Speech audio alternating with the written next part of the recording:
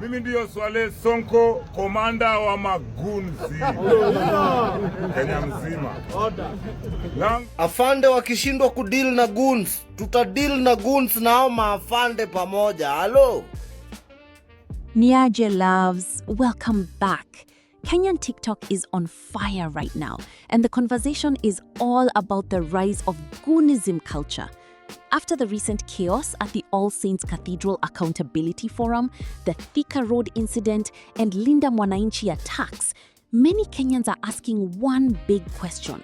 Are young people being used as political weapons?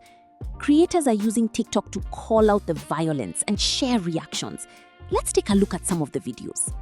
Ndio mnaona iko goons all over the place. Because our goons ni watoto innocent. Wanatumiwa na wanasiasa bankrupt. Mwenye hawana akili anaenda anapanga fujo. Afande wakishindwa kudeal na goons, tutadeal na goons na hao maafande pamoja. Hello. Magunsa hawatatukula kichwa hii design. Magunse wanafanya tunaanza kuogopa vitu hakuna. Magunsi ni kama wao wanakulanga Uganda, ndio wanakuja hapa kukimbiza watu na tunakula njaa shida pamoja. Wewe kuja na njaa yako uone kama tutakanyangana. History ya goons venye naenda itakuja kutuingiza kwa shimo kubwa sana as a nation. I don't know if you guys can also see this. After what happened in Kisii yesterday, 10 people were injured. Why? Goons wa faction mbili walikuwa wanafanya nini? Wanapigana. Busia, goons rained terror on watu walikuwa wana support an opposing political camp all night. Homes were raided, as in wale watu wangepatikana kwa manyumba tungekuwa tunasema. So several people dead in Busia after a night of terror. You guys remember what happened at the All Saints Cathedral. Now when you operate, there are only two ways to interpret it. It's either they have become too big for the government, or the government is complicit. The government is letting them thrive. And if that's the case, then mi sijui the end game. Cause kwenye history ya Goonism inaenda. Watu wangu, I'm just coming to caution you Kenyans. And especially if you are driving within Nairobi. Wachana huko kwingine, hapa Nairobi. There's a lot of things happening. And when you are driving around, lock your vehicle. Now my friend Beba Lungu, you know these goons will terrorize Nairobi. And I'm telling you, these guys are being given money. They don't work. They stay like that. And you know the idolatry we have, the idleness with these people in Nairobi, especially vijana wamepewa pesa. Sasa kukosa hiyo pesa ni ngumu. And you know what? After the politician using these people will start terrorizing us. We have seen this. Even motorbike people wanakuja wanajifanya ati umemgonga, wanaanza confrontation, unaibiwa simu.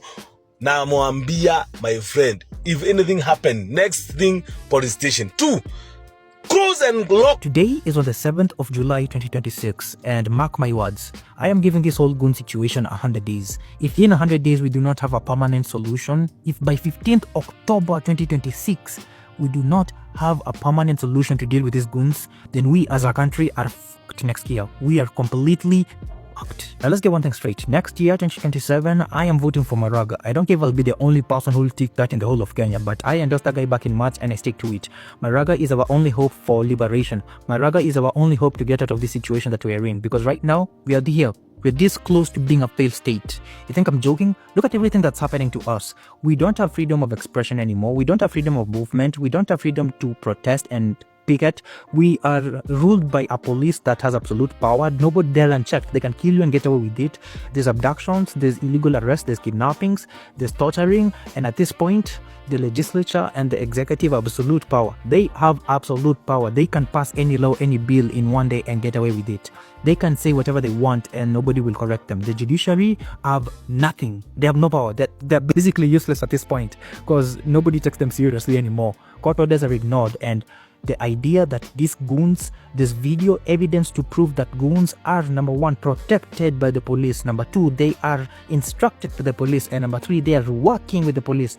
The idea that we have sufficient video evidence corroborating these claims is scary. Because hata niulize swali, kwani 2007 mulikuwa nadhani nando ilianzisha post-election violence? Do you think ilikuwa watu wazee? These are millennials, these fucking millennials who are Gen Zs at that time. These millennials are the ones who are being used by the politicians to spread violence and decadence. This is what is happening right now. We, the Gen Zs, and these stupid millennials who don't have any work are the ones who are being used by the politicians right now. And the main reason I'm speaking about this is because I'm bitter. That Keyundu place in Kisii, that's my home, and that's where we come from. Like literally, your area too.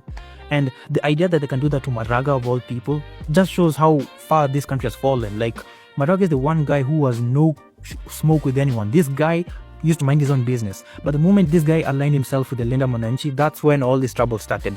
And this sets a precedent for next year. This sets a precedent of what's going to happen.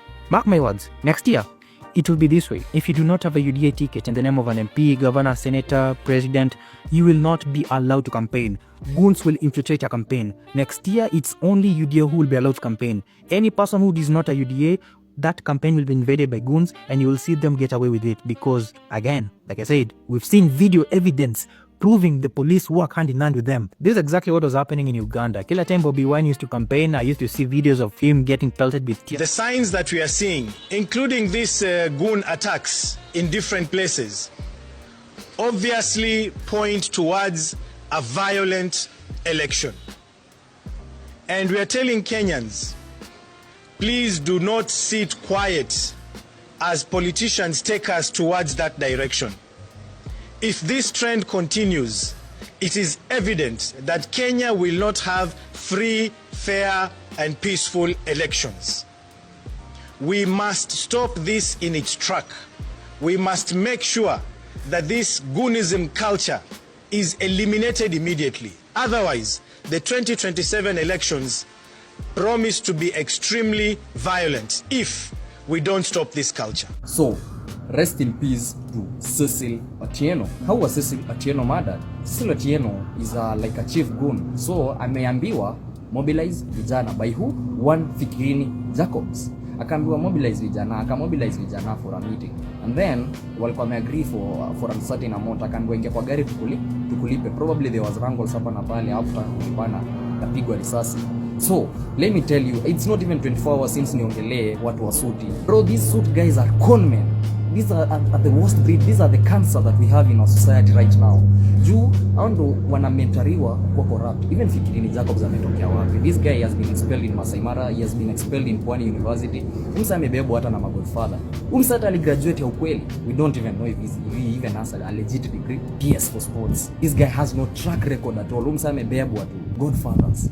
And that's why I told you guys, the goons are better. Goons are doing this because of njaa. Au wengine wanaifanya because of love of power. Bro, I hope my youth siku moja wataungana na najua. I was walking around and I heard some youth saying, ignorance and silence is not ignorance. Na kitu tuliona Githurai ile tufanya tutulie. But remember, a day is coming where the people will gain their voices. So, shame on you, one Fikirini Jacobs, and I want the government to look into it. Seriously, a comrade has been murdered. Na siachili hii kitu, I'll record 50 videos if it must be. Eri muni abduct ama munifanye kila kitu, but you guys are focused. You guys are, nyindo mnaturudisha nyuma sana.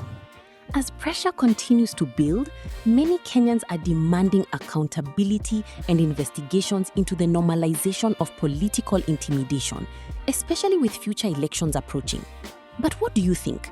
Are these reactions justified, or is social media making the situation bigger than it is? Drop your thoughts in the comment section.